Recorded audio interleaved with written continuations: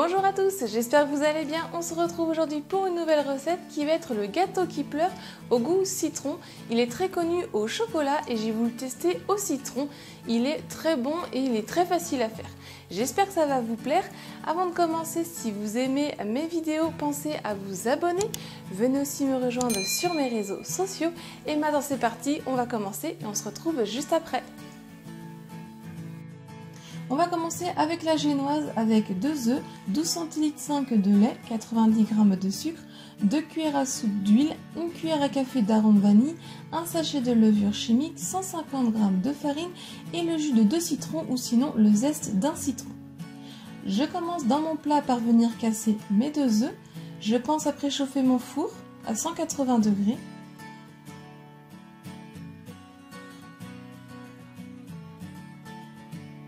Je viens ajouter le sucre en poudre et avec le batteur électrique, je vais venir mélanger à pleine vitesse pour rendre le mélange blanchi et qui va doubler de volume. Vous pouvez très bien aussi le faire au fouet à la main en mélangeant vivement.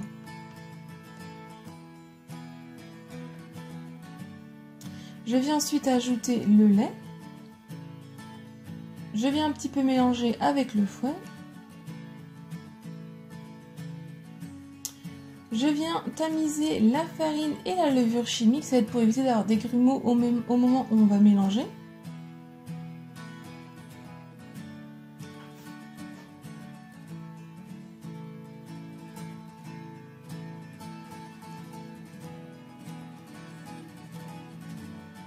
Ensuite, je viens ajouter ma vanille en poudre ou sinon de l'arôme de vanille ou si vous souhaitez du sucre vanillé. J'y ajoute aussi mon huile.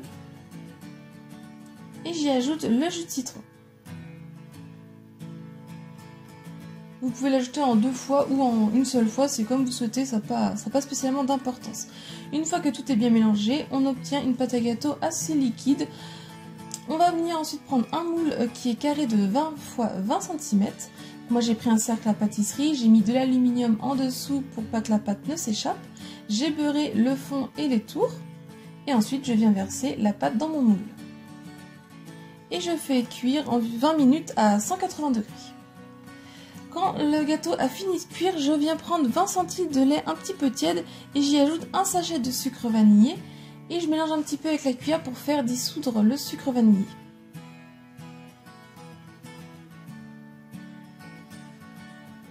Je viens ensuite sortir mon gâteau, j'attends un petit peu qu'il tiédisse 5-10 minutes. Et ensuite, avec une fourchette, je viens piquer tout mon gâteau. Et je viens verser donc mon lait tiède vanillé sur le dessus en petite quantité, petit à petit. Et vous allez voir que le gâteau va l'absorber, il va absolument tout prendre. Donc vous n'hésitez pas, vous mettez bien tout. Et vous allez voir, vous allez avoir un gâteau très humide. Une fois qu'on a mis tout le lait, on va le mettre de côté pour le temps qu'on prépare le reste. On vient ensuite faire la crème avec 33 centilitres de crème liquide entière bien froide, 60 g de sucre et le jus d'un citron. Donc mon fouet et mon bol ont bien été au frais à l'avance, ma crème bien froide, je la verse dans le bol de mon robot. Vous pouvez le faire au batteur électrique. Et ensuite, je viens donc la monter progressivement à pleine vitesse pour avoir une chantilly bien ferme. Quand c'est quasiment bien monté, je viens verser le sucre et je continue un petit peu de mélanger pour bien que ça soit incorporé dans ma crème. Une fois qu'elle est bien montée, bien mélangé aussi le sucre, je vais pouvoir arrêter le robot. Je viens ensuite verser en plusieurs fois et en petite quantité le jus de citron dans ma crème chantilly et je viens donc mélanger délicatement avec une maryse.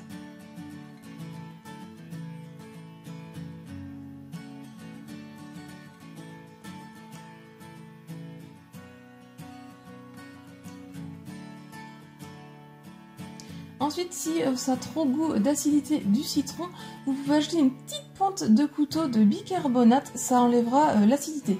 Donc vous en ajoutez une petite pointe, vous mélangez, vous goûtez, si c'est encore trop acide, vous pouvez en ajouter encore un tout petit peu. Et ensuite, on va pouvoir venir mettre toute la crème chantilly au-dessus de notre gâteau qui est bien refroidi. Faites attention qu'il ne soit pas encore chaud, sinon la crème chantilly va fondre. Et ensuite, avec le dos de ma maryse, je viens bien tout l'étaler sur tout mon gâteau.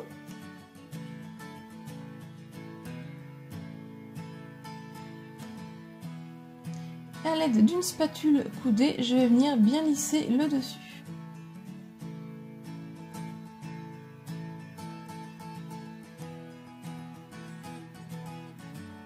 Une fois que c'est bien lissé, je vais le mettre au frais en attendant de préparer le glaçage. Pour le glaçage, il faudra 30 centilitres d'eau, 3 cuillères à soupe de sucre, le jus d'un citron, 20 g de maïzena et du colorant jaune. Je viens dans la casserole verser l'eau, j'y ajoute la maïzena.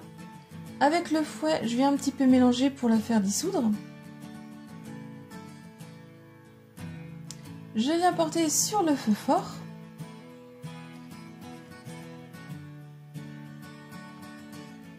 Quand le mélange est chaud, je viens verser le sucre et je mélange un petit peu avec le fouet pour le faire dissoudre. Et je vais porter à ébullition. Une fois que l'ébullition est arrivée, je laisse 1 minute à ébullition. Au bout d'1 minute, je peux retirer du feu. Vous allez voir que déjà le glaçage a commencé un petit peu à s'épaissir. Je viens ajouter environ 5 à 6 gouttes de colorant alimentaire jaune. Donc vous en ajoutez 3-4 au début, vous mélangez, puis vous en rajoutez si vous trouvez que c'est pas assez jaune. Donc une fois la couleur souhaitée, je viens le verser dans un autre petit plat pour le faire refroidir. Donc n'hésitez pas un petit peu de temps en temps à mélanger et on va le laisser entièrement refroidir. Une fois qu'il est froid, il faut plutôt qu'il soit chaud, je viens donc le verser au-dessus de mon gâteau. Donc vous allez voir, normalement il a quand même bien épaissi.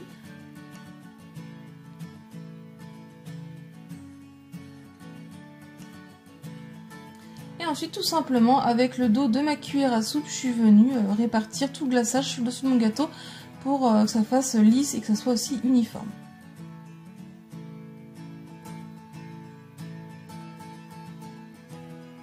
Une fois que c'est fait, je vais le mettre au frais pour 3 heures. Au bout des 3 heures, mon gâteau a bien pris, je viens le démouler. Et donc ensuite, on va venir le découper et c'est là où le nom porte le gâteau qui pleure, car à la découpe, vous allez voir que le glaçage, il coule un petit peu, et d'où le nom du gâteau qui pleure, car le glaçage coule un tout petit peu.